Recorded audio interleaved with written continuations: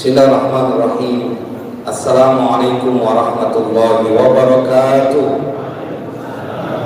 Alhamdulillahi rabbil alamin. Allahumma shalli wa sallim ala sayyidina Muhammad wa ala ali sayyidina Muhammad. Amma ba'du. Faqad qala Allah ta'ala fil Qur'anil Karim. A'udzu billahi minasy syaithanir rajim. Ala inna lillahi ma fis samawati wal ardh. Ala inna wa'dallahi haqqun walakinna aktsarahum la ya'lamun.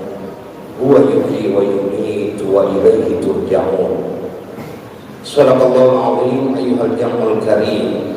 Para pengharap ampunan dan keridhaan dari Allah Subhanahu wa taala, para pencinta baginda Rasulullah sallallahu alaihi wasallam yang saya yakin betul setelah majlis malam 26 di Masjid Pondok Pesantren Az-Ziyadah ini, Allah berikan kita keberlimpahan berkah.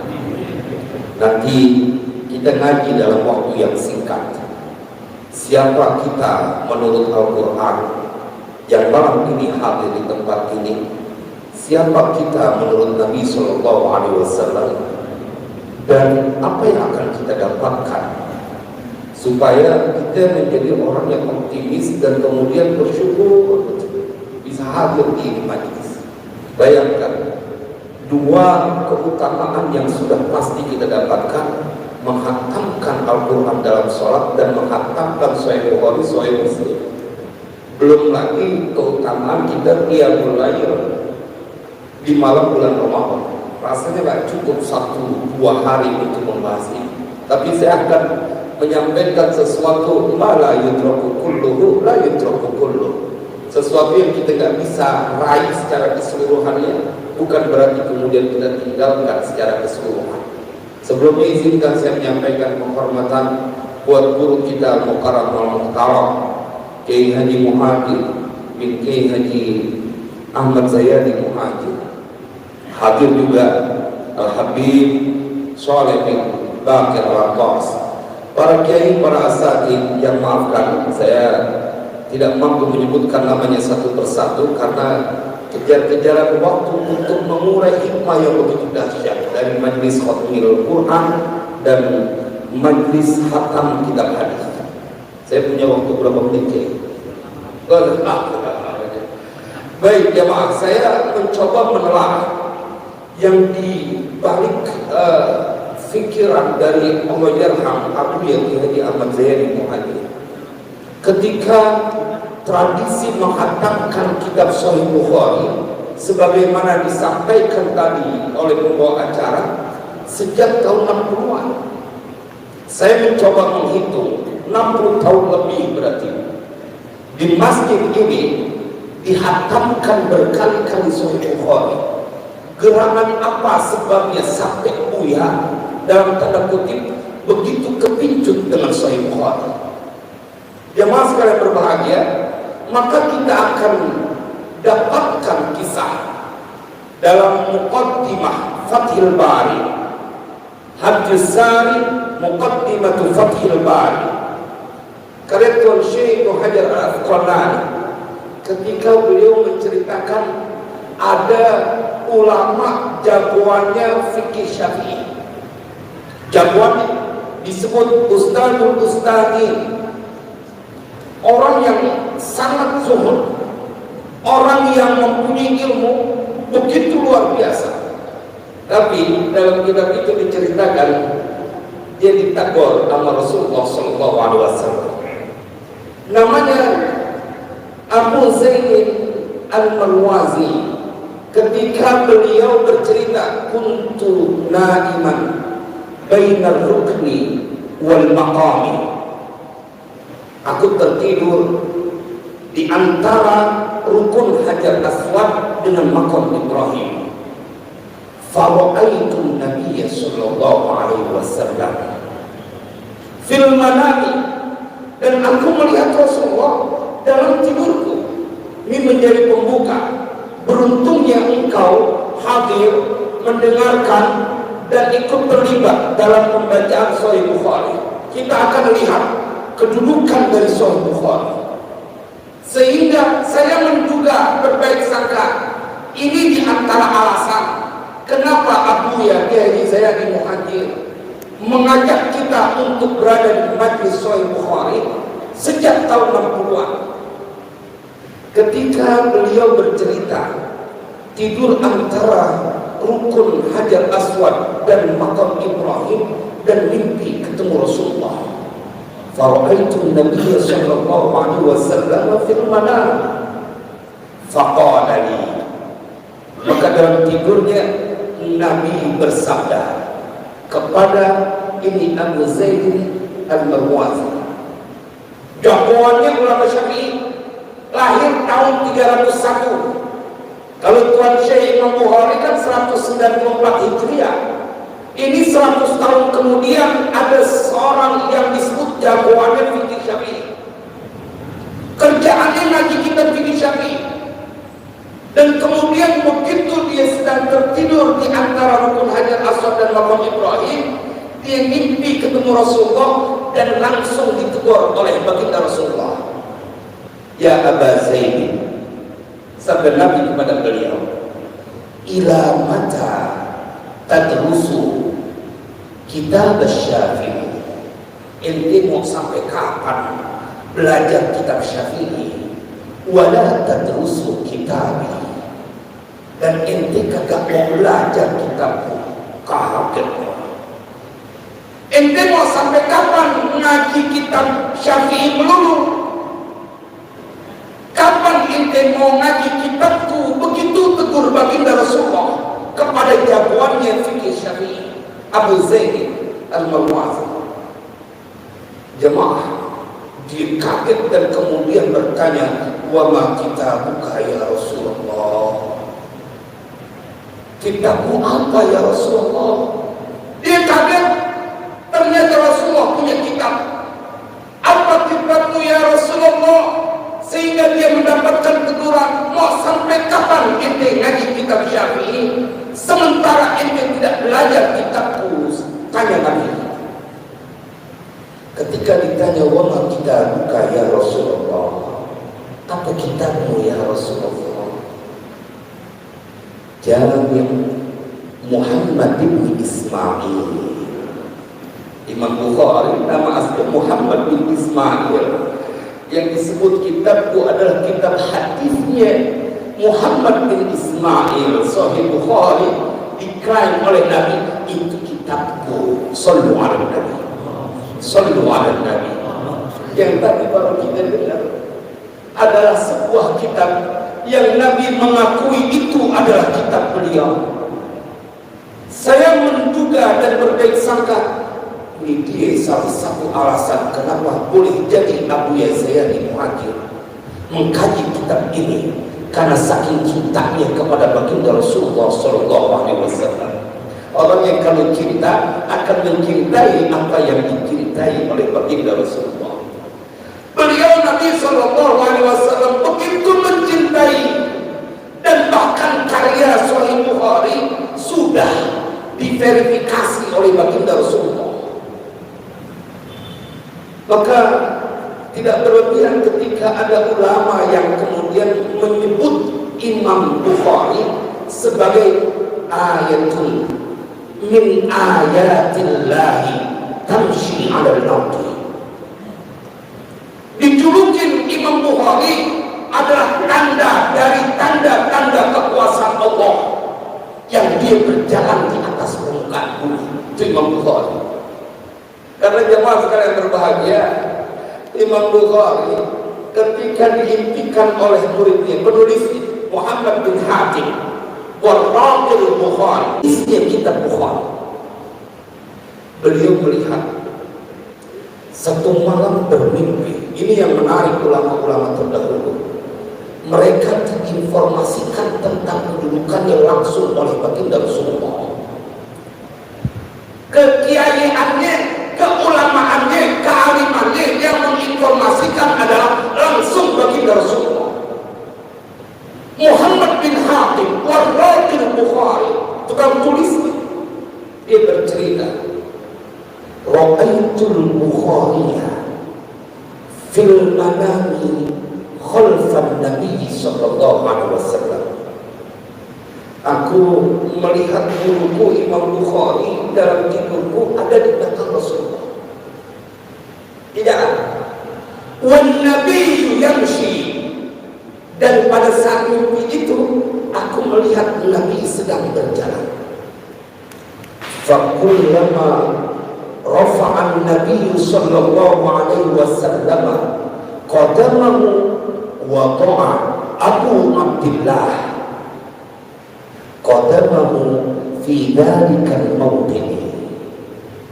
Kata muridnya, aku melihat guruku berjalan di belakang baginda Rasulullah sallallahu alaihi wasallam, dan tiap kali Rasulullah mengangkat kaki mulia, fakullama rafa'an Nabi sallallahu alaihi wasallam qadamahu, Nabi tiap kali mengangkat kakinya, maka apa yang terjadi dalam impian itu yang dilihat, waqa'a Abu Abdullah, ini julukan dari Imam Bukhari, Abu Abdullah, maka meletakkan siapa Abu Abdullah qadamahu, akan kakinya, bilalikal mawdi, di bekas telapakan kaki baginda Rasulullah sallallahu alaihi wasallam. Jadi setiap kali Nabi melangkah, Imam Bukhari belakangnya dalam impiannya, di mana letak jejak kaki baginda Rasulullah, di situ Imam Bukhari meletakkan kakinya, sebagai sebuah bukti bahwa yang dilakukan oleh Imam Bukhari mengikuti baginda Rasulullah. Jemaah sekalian berbahagia, lalu apa Ustaz yang kita dapatkan pada saat kita khatam Sahih Bukhari? Jemaah, Imam Bukhari beliau berdoa. Kenapa beliau susun itu hadis Sahih Bukhari selama 16 tahun dalam perjalanannya? Wa ana arju, kata Imam Bukhari, wa ana arju an yubarikallahu lil muslimina fi hadhihi al musannafat, dan aku berdoa, meminta, berharap kepada Allah supaya Allah memberikan keberkahan kepada kaum muslimin. Dengan sebab ini, karangan atau kumpulan hadis yang dibukukan dalam Sahih Bukhari. Padahal ini bukan sembarang doa, jemaah. Setiap keluar dari lisan Imam Bukhari tidak pernah ditolak oleh Allah Subhanahu wa Ta'ala. Beliau memberikan pengakuan sampai berhenti berdoa untuk dirinya. Itu kan tadi doain buat orang kaum muslimin, tapi buat diri beliau cuma berdoa 2 kali. Da'autu Rabbi marrataini fastajabani fil hali. Beliau cerita, aku berdoa kepada Tuhanku cuma 2 kali. Fastajabani fil hali, maka Allah mengabulkan doa itu seketika. Dan kemudian beliau berkata, walam uhibba an ad'uwa ba'du fala'allahu yunqisu hasanati. Setelah itu aku tidak ingin berdoa lagi, karena aku takut akan mengurangi kebaikanku. Kalau kita kan mumpung doa dikabulin, apalagi kita minta, ya Allah biar bisa beli tanah 1000 meter aja, dikabulin, doanya tidak ketolak. Tapi Imam Bukhari itu dia berdoa untuk dirinya, da'autu marrataini fastajabani fil hali. Saya ingin melihat bagaimana pilihan dari banyak kitab yang ada Abu ya Kiai Zaini Muhajir mewajibkan Sahih Bukhari Muslim minimal dihafalkan, apalagi tambahin buku sitah lengkap dah. Beliau menginginkan, aku tidak bisa memberikan secara materi kepada santri dan murid-muridku banyak materi, gak bisa. Tetapi satu yang aku ingin pastikan kepada kalian, begitu hatam Sahih Bukhari hidup ente kudu berkah seberkah-berkahnya. Ini nggak banyak orang tahu, pengen hidupnya senang, tapi diajarin, dibimbing sama gurunya, nggak secara verbal memang disampaikan, karena takut nggak sampai otak muridnya, sehingga diajarkannya udah hatami Sahih Bukhari, karena ini kitab adalah sesuatu yang bila kau hatamkan, kau baca, maka sesungguhnya hadis yang termaktub dalam Sahih Bukhari itu selalu diawali dengan mandi dan wudu serta sholat 2 rakaat baru ditulis oleh Imam Bukhari. Yang kau baca, yang tadi kita dengar, hadis yang dihatamkan itu kudu Imam Bukhari mandi, berwudu dan sholat baru menuliskan itu hadis. Maka jemaah sekalian berbahagia, kalau kau hadir di majlis hatam kitab Sahih Bukhari, maka yang terjadi adalah hidupmu gak bakal susah. Saya mencoba menyambungkan kenapa Abu Yazayani Muhammad menggandeng ini hatam Sahih Bukhari beriringan dengan hatam Quran dalam sholat tarawih. Padahal yang lazim banyak riwayat menyebutkan Sahih Bukhari itu banyak dihatamkan di bulan Rajab. Abu Ya mempunyai pilihan dihatamkan di bulan Ramadan beriring dengan hatamnya Al-Quran. Tidak akan dibuat berdecak kagum tentang kecintaan Abu Ya, Allah yarham, kepada Imam Bukhari. Ketika ada sebuah teks masih dalam kitab yang sama, di situ diceritakan karena Muhammad bin Ismail idza kana awwal lailatin min Ramadan yajtami'u ilaihi ashabuhu fayusalli bihim. Adalah Muhammad bin Ismail setiap kali datang malam pertama bulan Ramadan, yajtami'u ilaihi ashabuhu, berkumpul mendekati dia. Siapa teman-temannya dari murid-muridnya dari Imam Bukhari. Jadi setiap kali saya begitu membaca ini kitab, ya Rabbana, jangan-jangan ini dia alasan aku ya menghatamkan Sahih Bukhari di bulan Ramadan. Apa yang dilakukan? Fayusalli bihim, maka kemudian Imam Bukhari salat bersama mereka. Dan apa yang dilakukan?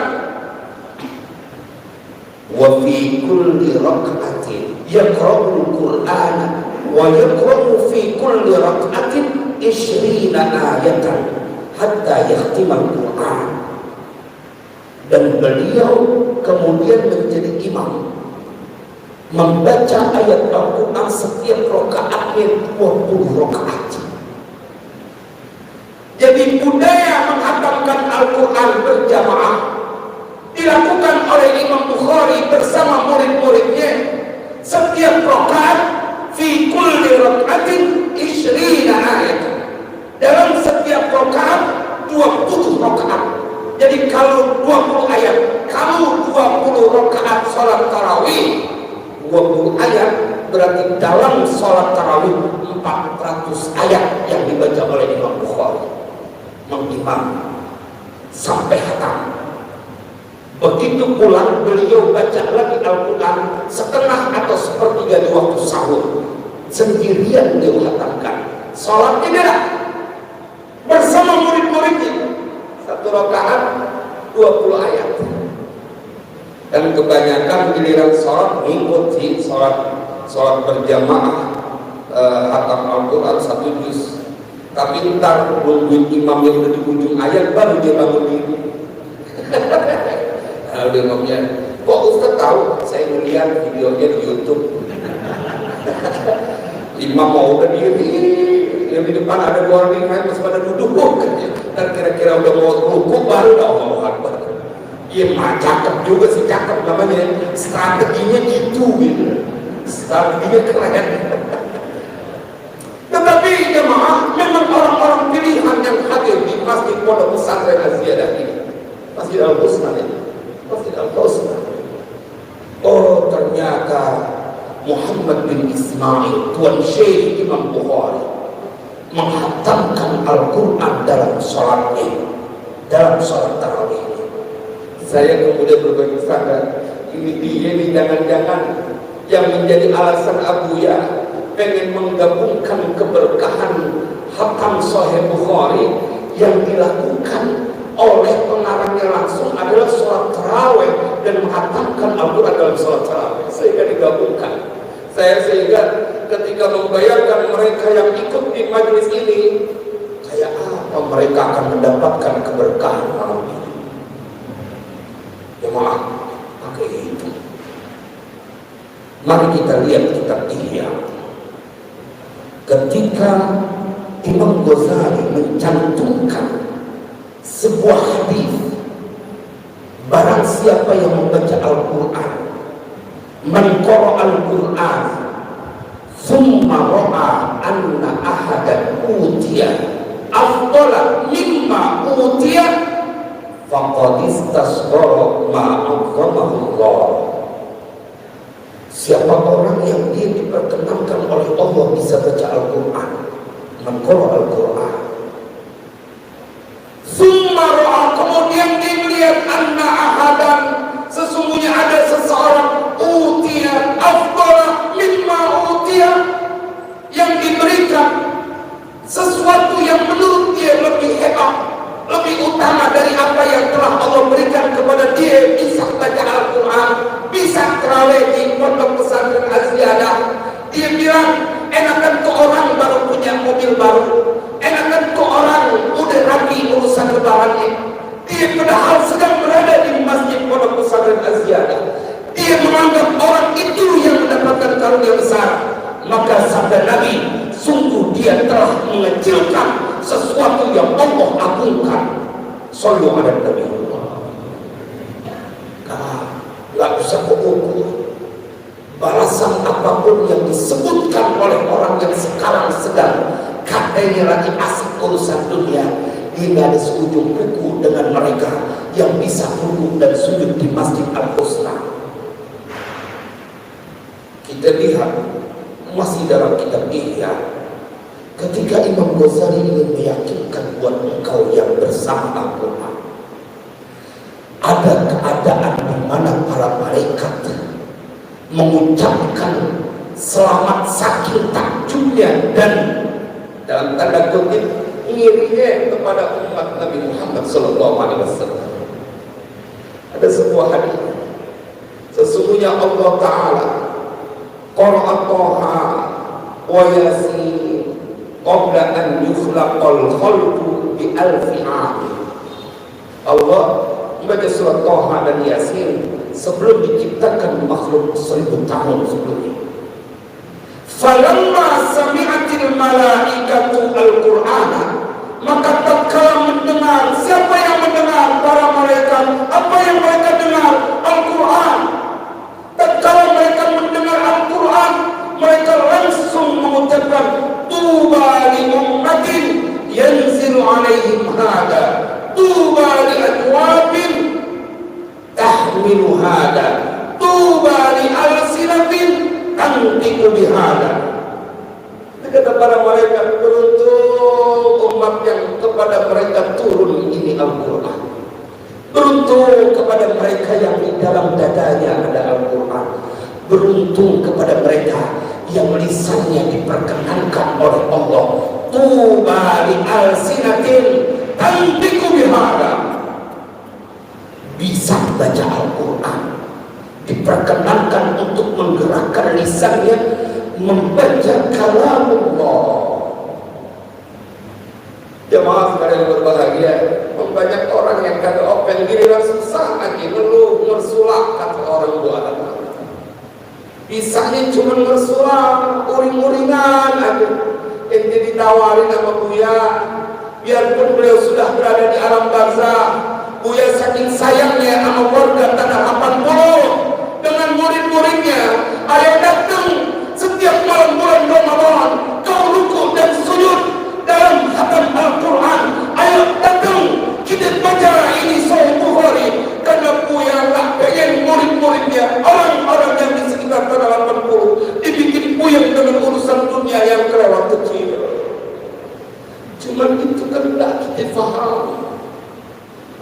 Jemaah sekalian berbahagia, tidak ada yang bisa mengalahkan kedudukan guru ketika mereka menginginkan sayang kepada muridnya.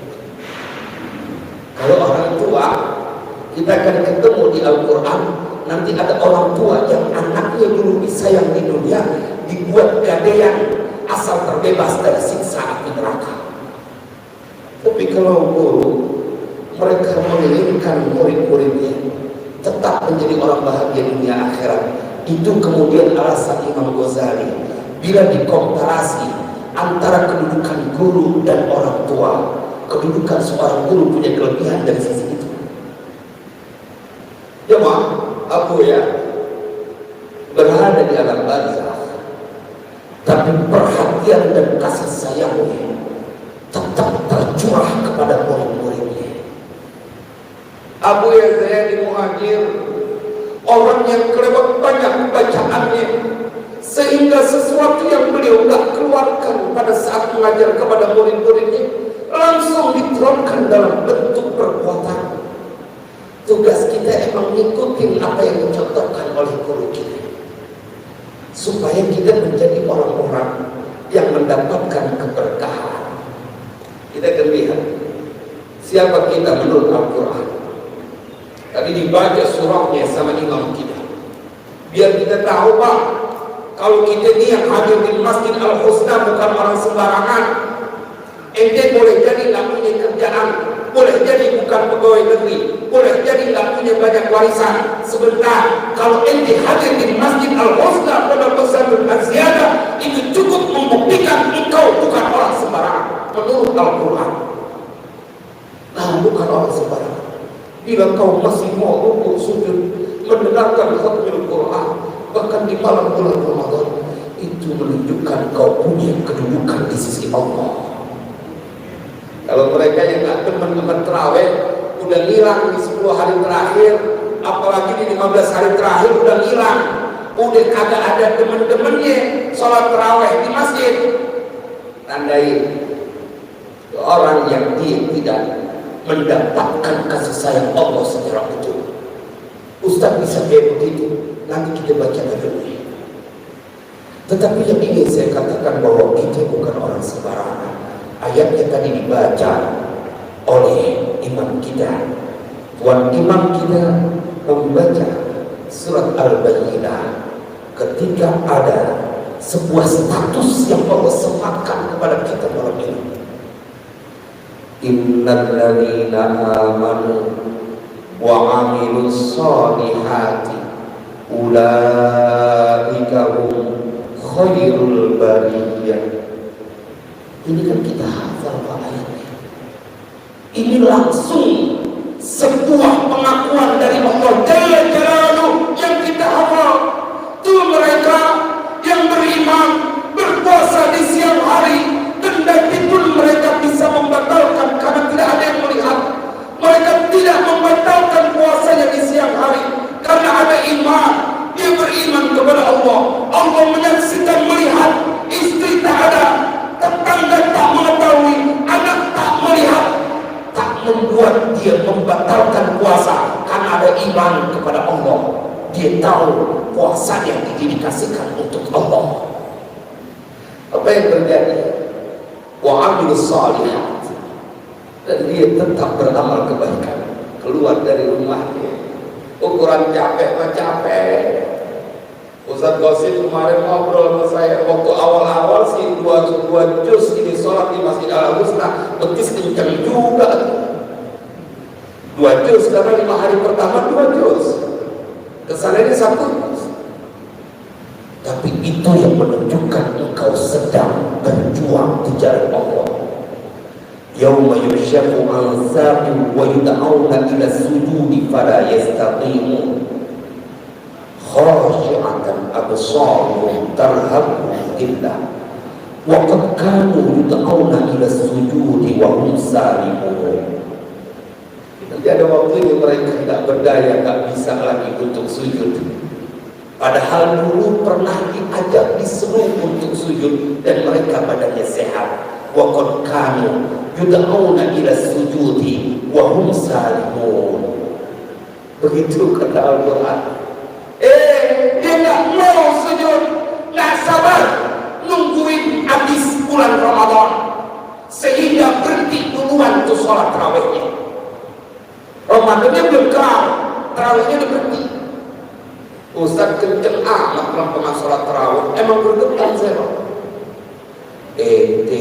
Dikasih karunia sama Allah yang tidak diberikan oleh umat kepada umat-umat terdahulu, lagi anggap enteng.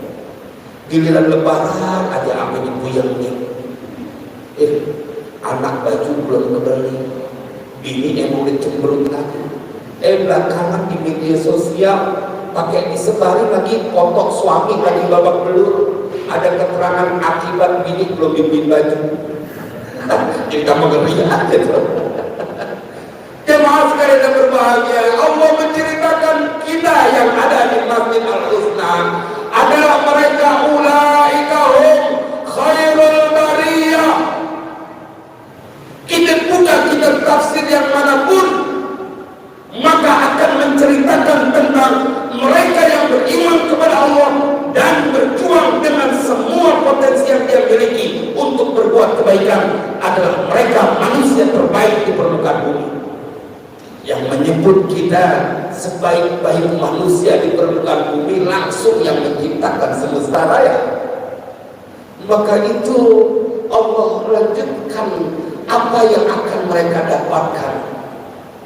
Jazaohum inda rabbihim jannatu adnin tajri min tahtihal anharu khalidina fiha abada. Buat mereka mah kagak pantas kalau dibalas cuma dengan kesenangan dunia, nggak pantas. Kekecilan dunia buat menjadi sebuah balasan. Mereka yang ruku sujud menghatamkan Al-Quran, menghatamkan Sahih Bukhari di Masjid Al-Husna, dunia nggak pantas buat nimbangi kebaikan yang telah mereka lakukan. Dunia nggak pantas buat menjadi hadiah buat mereka yang sembahyang di Masjid Al-Husna. Al-Quran yang bercerita balasan yang pantas buat mereka di sisi Tuhan mereka adalah Jannatul Adn.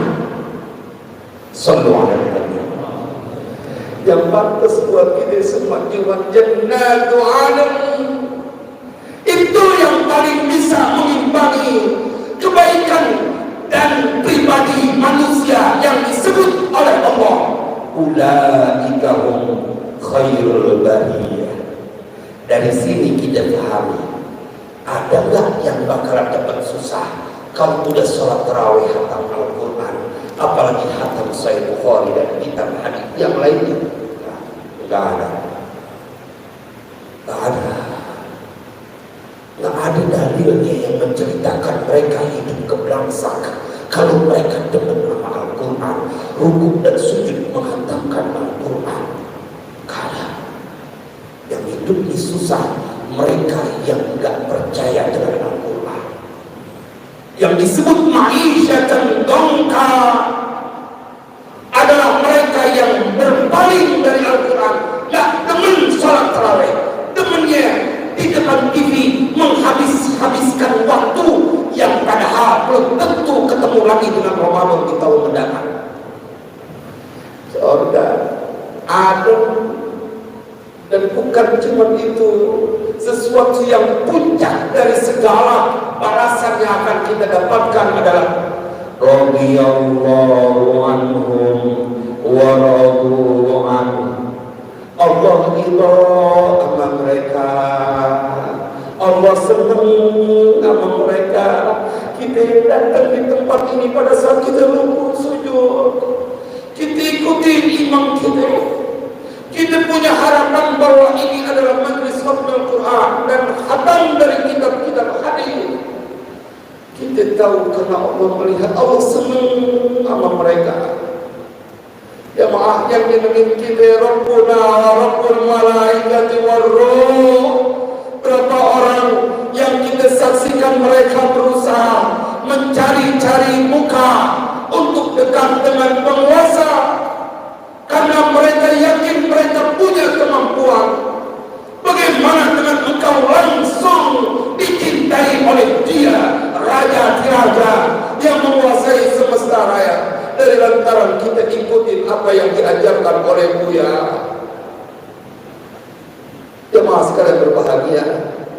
maka begitu kita mendapatkan keridhaan dari Allah, sekarang kita punya air mata. Jangan lagi kau tertunduk dalam putus asa. Gak pantas habis khatam Al-Quran, khatam Sahih Bukhari, Muslim, dan kitab hadis yang lainnya, masih kepuyengan urusan dunia ke atas. Berbaik sangka. Mengapa? Ini menjadi dalil kenapa di malam hari raya Idul Fitri kudu kita baca takbiran Allahu Akbar, Allahu Akbar, Allahu Akbar, la ilaha illallah, Allahu Akbar, Allahu Akbar, walillahil hamd. Kan kita baca itu jemaah, karena ini perintah langsung dari Allah. Yuridullahu bikumul yusra wa la yuridu bikumul usra wa litukmilul iddata wa litukabbirullaha ala ma hadakum wa la'allakum tashkurun. Itu dia ayatnya, supaya kalian menyempurnakan bilangan bulan Ramadan, tentunya bila tidak melihat hilal. Dan apa perintah selanjutnya dari Allah? Wa litukabbirullaha, dan supaya kalian bertakbir kepada Allah, mengagungkan Allah. Mengapa perlu bertakbir? Karena orang-orang soleh idza fariha kabbara, kalau mereka bergembira mereka akan bertakbir, karena bacaan takbir akan menolak bencana.